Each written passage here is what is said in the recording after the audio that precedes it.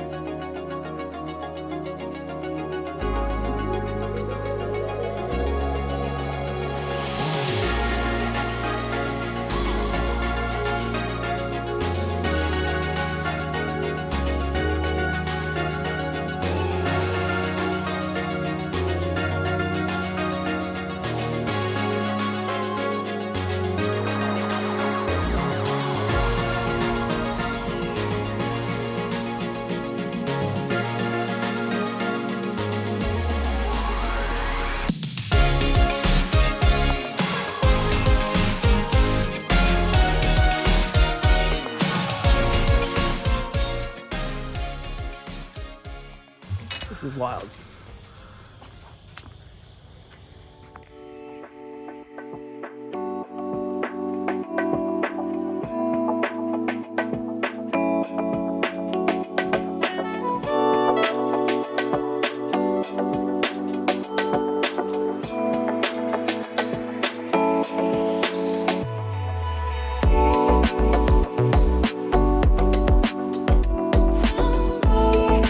Well, we have the H2 loaded up. Now we're headed home.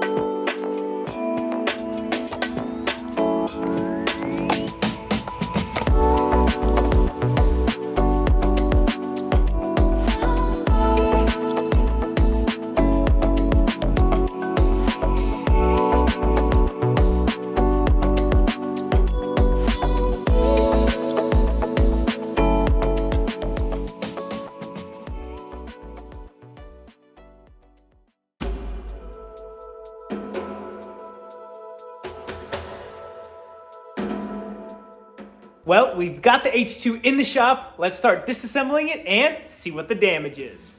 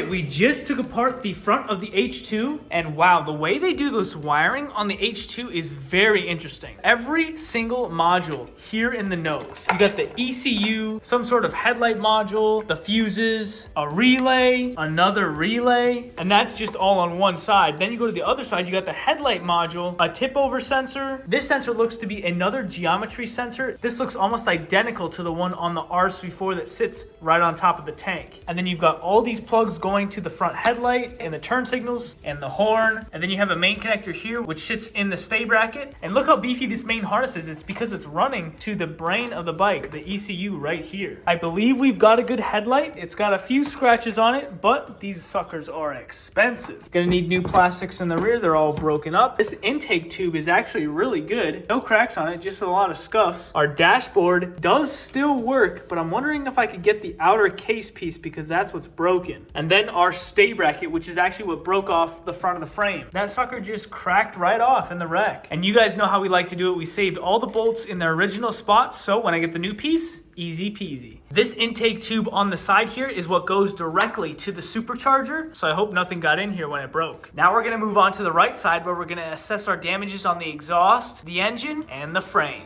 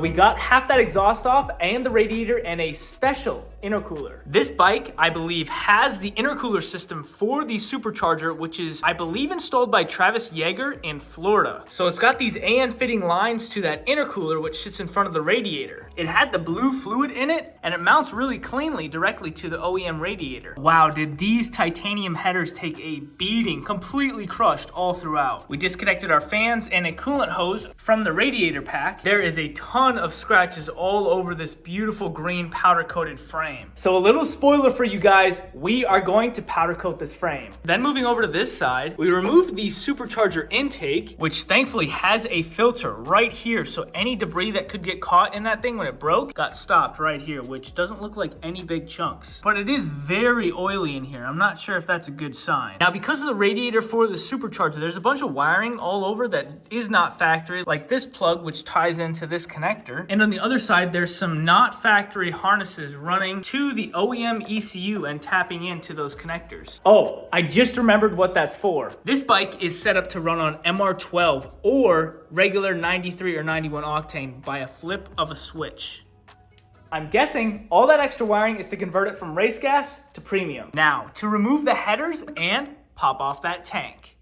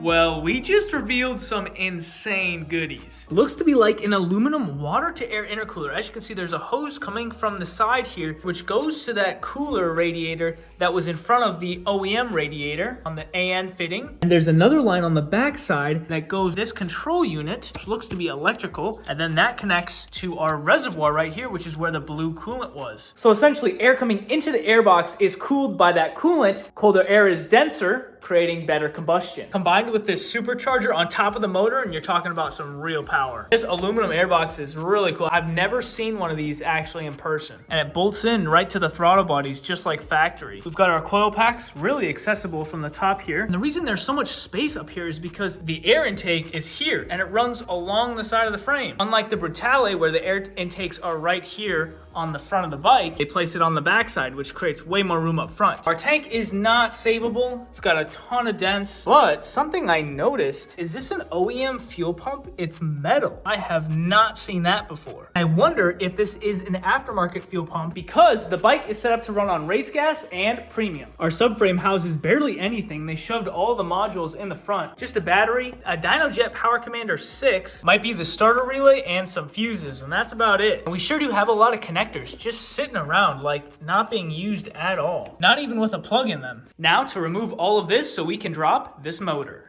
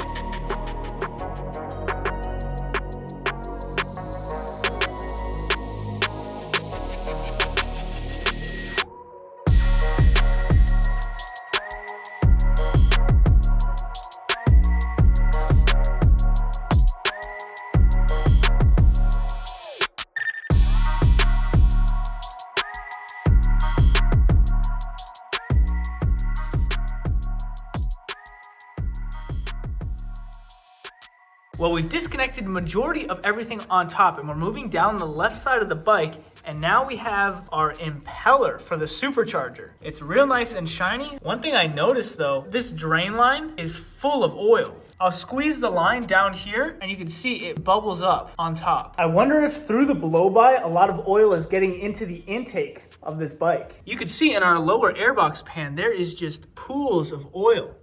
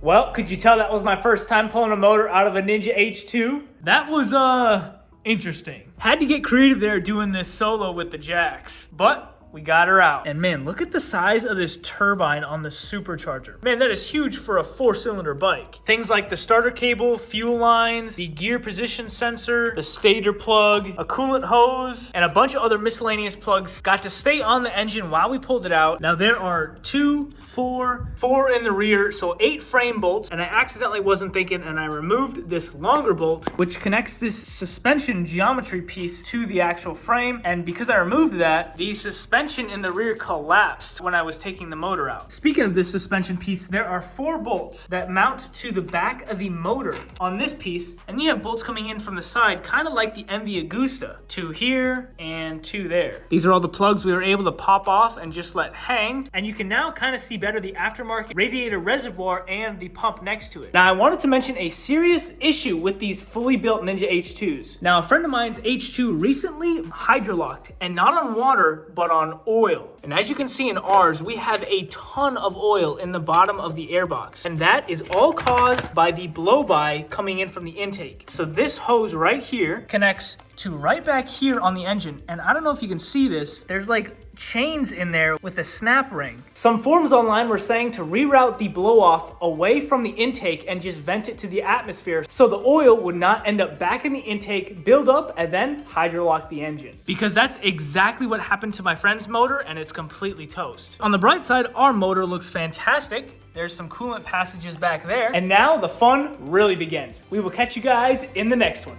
See ya.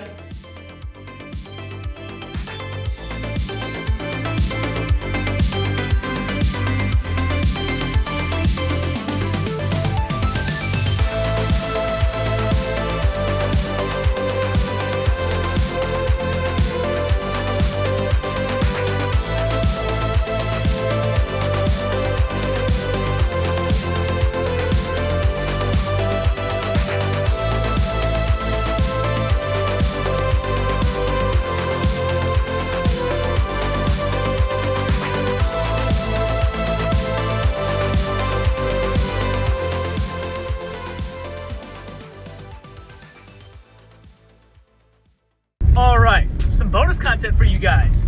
We are headed to go pick up a track motorcycle, and then we're racing in California. The track we're racing at is Buttonwillow. And a fun fact for you guys, my uncle lives in California and he also races at Buttonwillow, so he's gonna be there and I'm pretty excited. The track bike we're going to look at is in Indiana. It's a 2006 R6R, which is fully track prepped and ready to hit the track.